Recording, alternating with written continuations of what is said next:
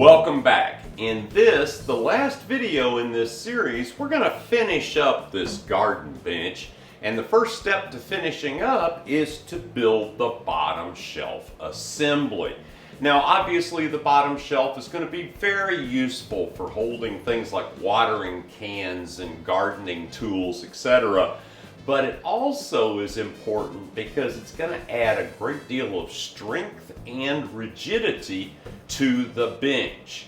So let me first give you a little overview on this garden bench of how this goes together, and then we'll jump right into the steps of building this on the other garden bench.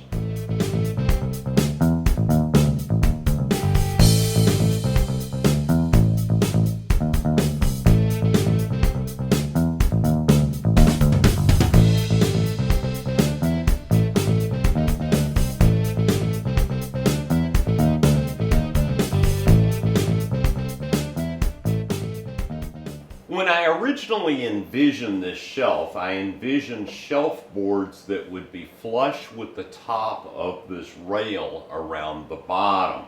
And that's what I wanted to achieve in building this. Now, you could just put cleats on either side, 3/4 of an inch down, since our shelf boards are 3/4 of an inch thick.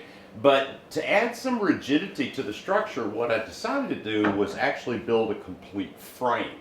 And the frame is sized perfectly to fit within the existing frame and attach, and that really firmed up the entire structure. I'm going to show you all that in just a minute. Now, I've been very lucky and getting consistent results by jointing one edge of our 1x6 board, which is 5.5 inches wide, then cutting the other edge with the table saw and getting 5 3/8 inches as a finished width.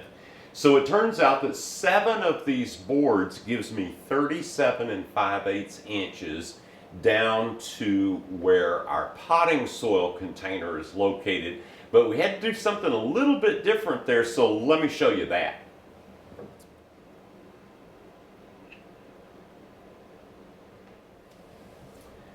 As it turns out, kind of finding the perfect trash can to be our potting soil container wasn't the easiest thing in the world to do. I went to 4 different stores before I found something I thought would work. I wanted it to be plenty big to hold a full bag of potting soil, but when I got it home and started measuring it, I realized that the height of it was going to be just a smidge too tall to fit on top of this shelf. Now, we are supported by our sub top and the rim of the trash can sitting on that, but I wanted the additional support.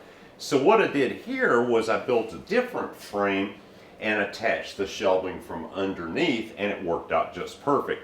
Now the weight of this container is equally divided between this shelf and our sub top. I think it's going to work out great. So let's go take a look at how all these pieces come together. All right, now we've already established that to make an even number of boards, we want our frame for the shelf to be 37 5/8 inch long. That'll come to about right there. And what we need to do now is to build this frame, and the most critical dimension is the front to back dimension here in the corner. And you want to get this right. If this is off a little bit, it simply means that one or both of these boards might be a little out of whack. But we know that this is square because we were really careful in putting this together before. So we'll work off this dimension. In my case, it is 21 9/16. So 21 9/16 by 37 5/8. And this is the structure of the frame, and it's going to go inside this frame just like this. And the advantage of building a rigid frame like this, in addition to adding additional support to our garden bench, is that we get this piece across the middle that's going to keep the shelves from sagging when there's weight put on there. And we want a nice tight fit This will be a test as to how square you put everything together. And the way to position this is to simply use a scrap of the wood that you're using for your shelf stock. And all you've got to do is position this flush with the top of this rail and then butt this up to the bottom of it and clamp it in place. Once it's clamped in place, you can screw it in and ready to put those shelves into place. Now, in my case, I didn't attach those bottom shelves because I want to be able to take them out and move them, remove them if I ever need to make it a little easier to move the bench around. Now this, if I built it right, it's going to fit right in here, just like this. It should be tight, but not so tight that it changes anything. And it should just slide right in, just like that. And then the easiest way to do this is probably just eyeball one dimension and get a spring clamp on it. And then use your little cheater board here, get this flush, and put an actual real clamp on it. Need that down a little bit. Yeah, that looks pretty good. Might have to do a little readjustment here and there, but we'll get these clamps on here.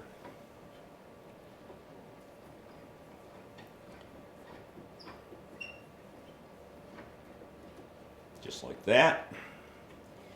And then I'm going to try to get one down here. That up a little bit.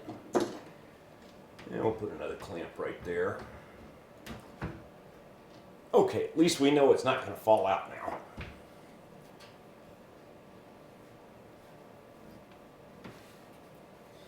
Now, I can get this one in.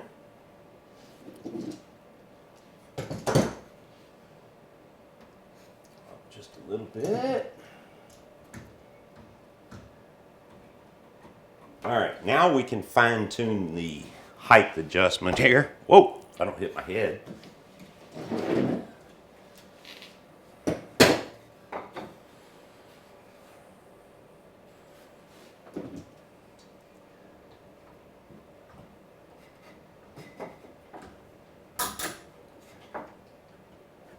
That one's in nice and solid. That one's pretty good, but I'm going to move down here. It's a little easier for me to reach it. Yeah, I thought this one was a little bit low. Bring that up flush. Tighten that up. That certainly looks better. Now I'll get around behind here. This one needs to come up. That looks pretty good. Okay, so we've got our frame situated here and clamped in place so that our shelf boards are flush all the way around. The next step is to simply screw this frame into place. We're going to use our same 1¼ wood screws. We want to put them in the front rail, the end rail, and the back rail. We want to get 4 close to the corners and 2 or 3 in the field, front and back, and a couple in the end here so we're fully supported. And then we're ready to just cut our shelf boards and lay them into place. Now, as a frame of reference here, you'll recall that our rail width here was 2½ inches. Our boards are 3/4 of an inch thick, so essentially you'll need to build this frame in here out of 1¾ wide stock, and then simply position it so that you're flush all the way around. So I'm going to get that done. I'm going to get those screws in, and then we're ready to build the section that goes under our potting soil container. All right, with this other frame attached, now we need to kind of get up close and personal here with this container for our topsoil. And the thing to do is get a nice straight stick, just a little shorter than the distance from front to back. And if you just lightly hold that stick up to the bottom of the trash can and then push it up flush to the rail and make a mark. And then do exactly the same thing on the back side. Now theoretically these are going to be the same, but you want to check. After you get your marks there, then use your small combination square and set the end of that to where it's right on that mark. And check the one in the back to make sure it's exactly the same. And then that is the width that you want to make our cleats to go in here. And in my case, that is 1 5/16 of an inch. Now I'm going to cut a test piece just to make sure. After I'm sure that it's the right width, then what we want to do is we want to cut that to the exact length to go from this end rail to this interim frame. And that length is 14 3/4. We'll check it front and back. It better be the same. And it is 14 3/4. So we're going to cut two pieces, 14 3/4, to the right thickness, and that's going to be the cleats. And what we're going to do is we're going to attach them where the edge is flush, exactly flush with this rail. Then we'll mount our shelves to the bottom of that, and they should ride right on the bottom of this trash can. So let's take a look at that. All right, now I've got the cleats cut to width, and I've cut them to length. And they run from the end rail down to this mid frame, and they are exactly flush with the tops of the rails. I've got them clamped in place, and now I'm just screwing them in. When that's done, then what we're going to do is we're going to take our shelf boards and we're going to screw them in from the bottom up into this cleat. And I'll show you a little trick to help you out on that in just a second when I finish screwing these in. Okay, now I've got the shelves laid in over here on this section. On this section, we want to screw the shelves in from the bottom. And the act of screwing those screws in and those shelves across this is going to give a great deal of additional rigidity at this end. Don't forget at that end, we've got that subframe that's offering rigidity down there. Now, if you have a lot of room in your shop, I would just lay this table over on its back to install this. I don't have enough room to do that, but what I did do was I put the legs up on top of 2x4s, all four corners, just to raise the table up a little bit so that I'd have some room to get in there. And just like with all the other screws, I'm drilling pilot holes and countersinking those holes so that the screws are nice and flush. Not that anybody may get under this and look at it, but if they do, they'll see nicely countersunk holes.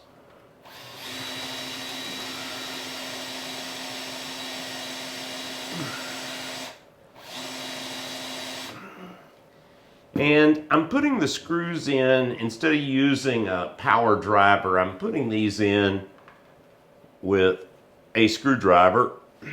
The reason being is that these holes, the pilot holes on these shelves, are really close to the end. And I want to make sure that I don't split these. So I'm going to use a soft touch. I want to get them in tight, but if I start to feel any resistance or any cracking, I can quickly stop and enlarge the pilot hole if necessary. And there we go. Well, I got a whole bunch more of these to do. It's going to take a little bit of time, and there may be some colorful language involved since I don't like laying on my back and doing this. So let me finish this up, and we'll get to doing some of the work that's going to really dress this thing up and make it look fantastic. We're almost finished. All right, now there's one last rather important step in the assembly of these garden benches, and that's actually to attach the subtops on a permanent basis. Up till this point, we've had them just laid into place so we could get everything fit perfectly. Now what I'm going to do is put a light bead of glue in here and just lay these subtops back in place. Now, if I recall, this one was a really tight fit, and it looks like I recalled correctly. Let's do it this way. There we go.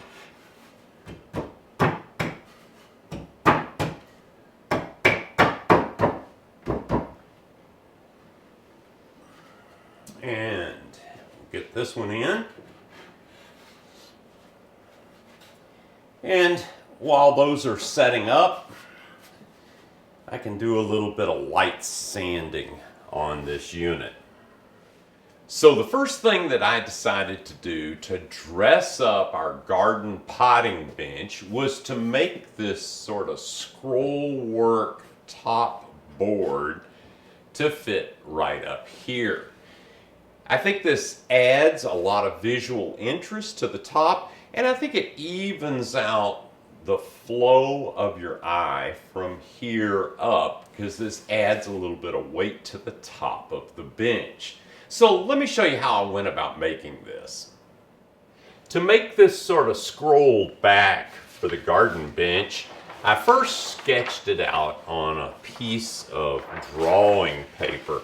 And I just sort of sketched out a design that I liked the looks of, and then I used this French curve to sort of smooth my curves.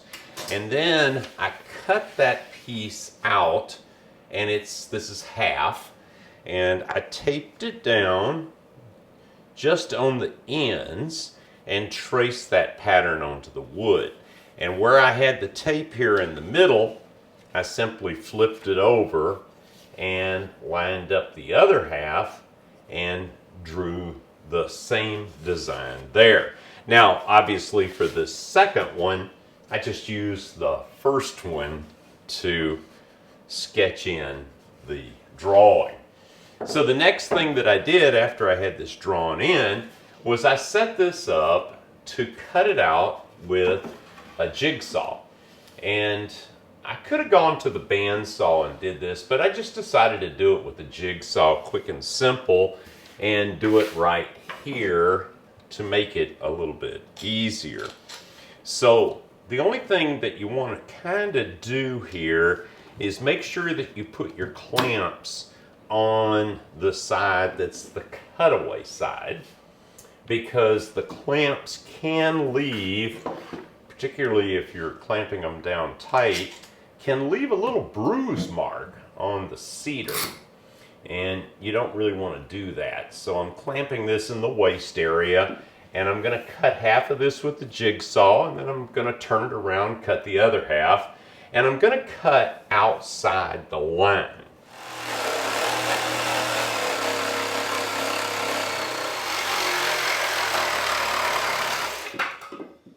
Now just cut the other side out exactly the same. I've turned it around, and I've used a couple of blocks here because now I am having to clamp it in the good part, and I don't want to leave any clamp marks. So just again, cut outside the lines.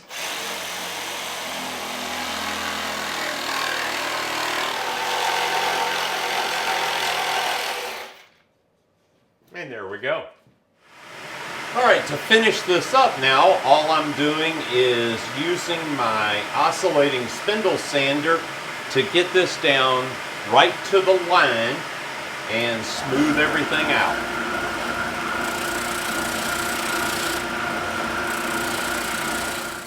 After cutting out and shaping this top piece, I did a little wood burning decoration here. This is the name of the person I'm going to be giving this potting bench to. I put a couple little vine patterns on here. Now, I'm a real novice at wood burning and self-taught on top of that, which I could use some help. So don't look too close.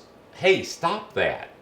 Anyway, after I got that done, I attached this using some Festool dominoes. Now, that's not so much for structural integrity, but more to keep these two edges, these two boards perfectly aligned when I glued it on. Once I got that on, then I did some hand sanding lightly on this. And I also slightly rounded the edges that are what I call touch or contact edges. So I'm getting pretty close to being finished with this. I've got one more decorative piece that I'm going to do, and that's to put a couple of finials on top of these two posts. And I'm going to actually cover how I made those in a separate sort of bonus video. I'll get that posted and up on my YouTube site in the next week or so, and you can take a look at that if you want to. Well, here we are, wrapping up another project in the down-to-earth woodworking shop. I think the Cedar garden potting bench turned out pretty good. It looks nice and it's extremely functional. There's a ton of storage down on the shelf on the bottom and a very large work surface on the top. And I think this grate surface here in the middle is nice for when you're potting a plant so that any excess dirt or soil can fall through and be caught by the pan underneath.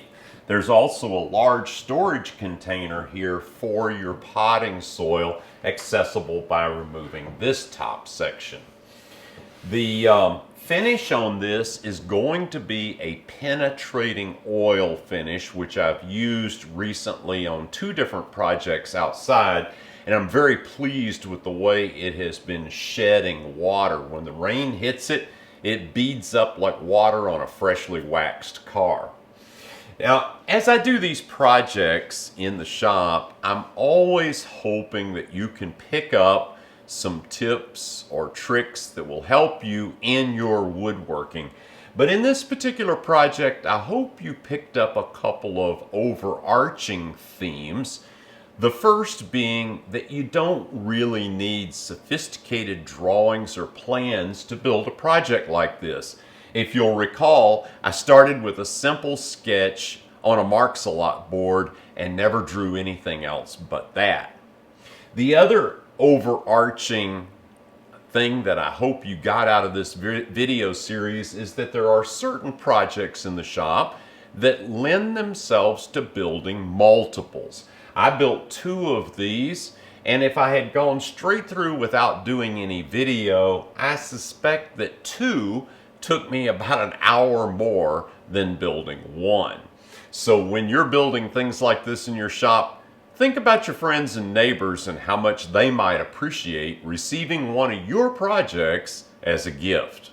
Well, your gift to me is watching these videos, and I really do appreciate that. I look forward to seeing you in the next series. Thank you so much.